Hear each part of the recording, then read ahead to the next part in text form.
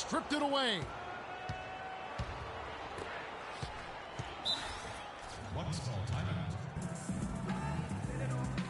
Now a timeout called by Milwaukee.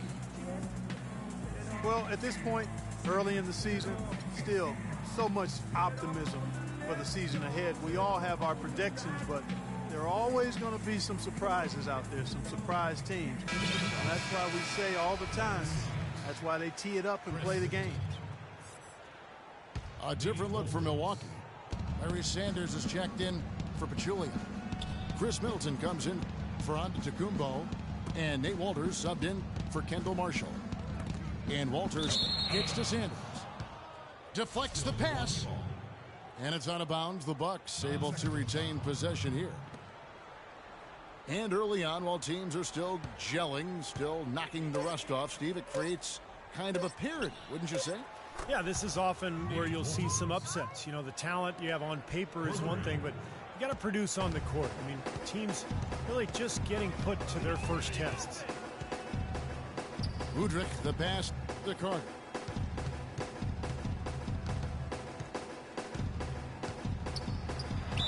And a foul on the shot. He'll go to the stripe for two. Sanders. And so he's picked up his final foul. And he will sit for the rest of this game. Pachulia, he's checked in for Milwaukee. Shooting for Memphis. And he makes the first. 2 shots.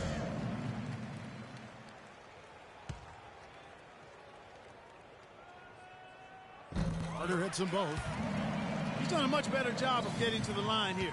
Aggressively taking it inside and not shying away from contact. I thought he was settling a bit in the first. And Walters kicks to Middleton. There's the pick. The dish to Walters. The three. And another three for Milwaukee. Well, I'm not necessarily a big fan of him shooting that shot, but they did give him the space. And Udrich kicks to Carter.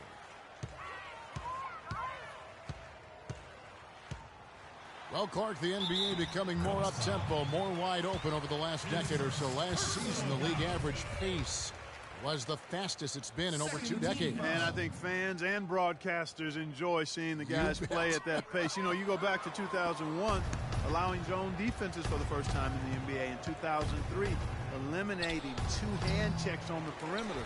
I think those 2 changes made a significant difference. Memphis has gone 1 of 3 from outside the arc since we've reached the 4th quarter. Here's Udrich. He feeds it to Kufis. Little turnaround. And Pachulia pulls it down. Pachulia's got the glass covered here tonight. 11 boards for him. Walters dishes to Middleton.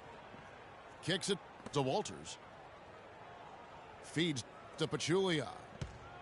6 on the shot clock. The jump hook.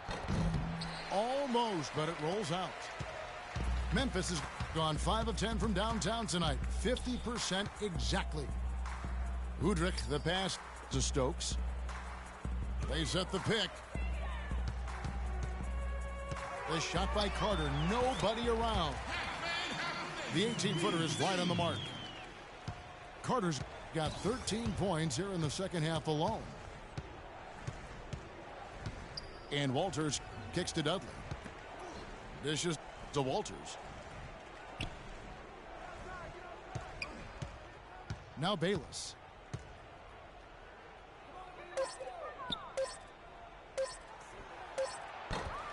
Here's Middleton. And the layup's good off the glass. Did you see the defense get caught standing around that time, giving up an easy second chance bucket? Simply need more of an effort on the boards there, Steve. Udrich dishes to Carter.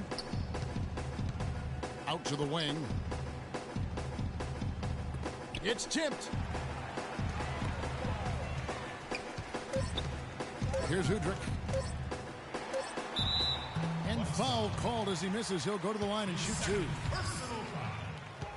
Well, a new award in the NBA starting 2 seasons ago, the Twyman Stokes Best Teammate. And the first honoree was Chauncey Billups. And the first one at the line is good. And the names of that award memorializes the incredible story of Jack Twyman and Maurice Stokes. Stokes, an NBA All-Star in each of his first 3 seasons, but in a game in 1958, he took a hard fall, hit his head, and thereafter became paralyzed.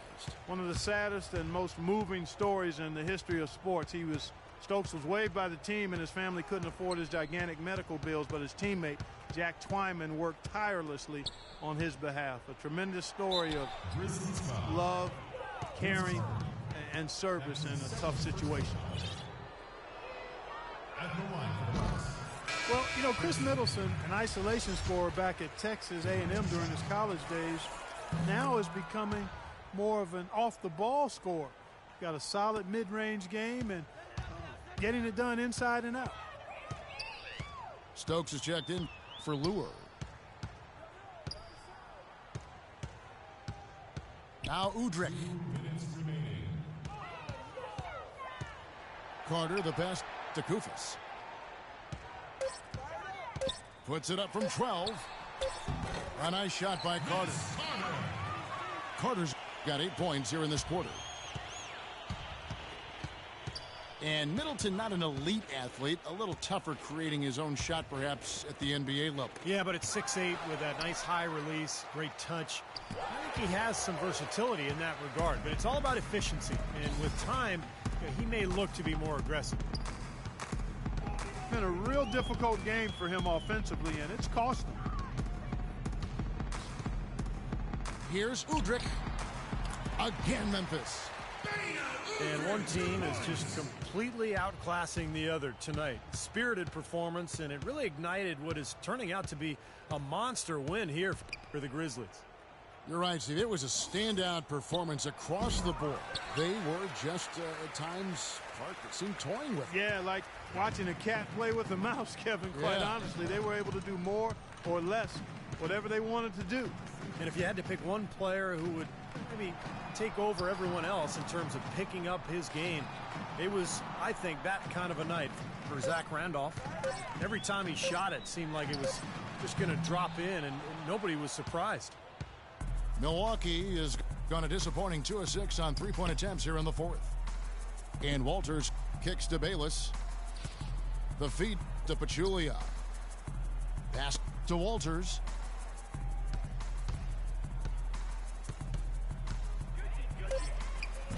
Milwaukee, no good that time either. And the defense did just enough to throw him off that shot. Now here is Carter.